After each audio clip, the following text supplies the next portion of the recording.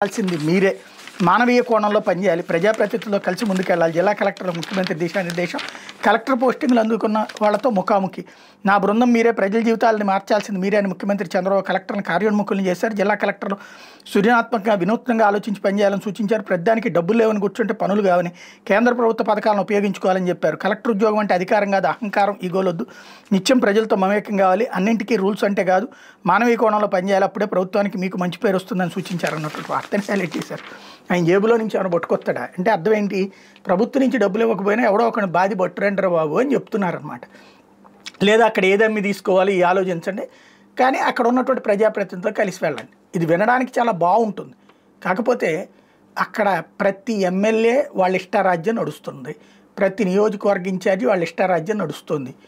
ఆదాయ వనరులు ఏమున్నాయో ఎన్ని వీళ్ళు తినేస్తున్నారు. ఇప్పుడు కలెక్టర్లు ఏం చేయాలి? చందాలు వసూలు చేసి, లేకపోతే కనుక ఎవరి దగ్గర నుంచి ఏది సిఎస్ఆర్ ఫండ్స్ ఏదో చెప్పి డబ్బులు తీసుకురావాలి.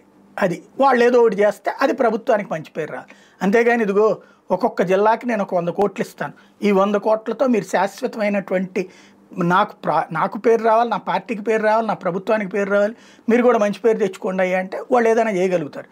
ఇదిగో ప్రతి జిల్లాకి ఒక 1000 ఇళ్ళు ఇస్తున్నాను, లేకపోతే 1,00,000 ఇళ్ళు ఇస్తున్నాను, ఆ 1,00,000 ఇళ్ళు పేదలకు ఇచ్చి అక్కడ నా పేరు నిలబెట్టేటట్టు చేయండి అంటే వాళ్ళు ఏమైనా చేయగలుగుతారు. అలా కాకుండా కేంద్ర నిధులు వస్తే ఆ నిధులు వాడుకుంటుండండి, పేరు మాత్రం రాష్ట్ర ప్రభుత్వానికి రావాలంటే ఎట్లా ఉంటుంది? అదే తెలివైనటువంటిది. కాకపోతే ఆయన రాజకీయ అనుభవం స్పెషల్, పేపర్లో వీళ్ళ హెడ్డింగులు కూడా భలే స్పెషల్గా ఉంటుందన్నమాట. అది వీళ్ళని మెచ్చుకోవాలి. ఇకపోతే నేడు ఉపరాష్ట్రపతి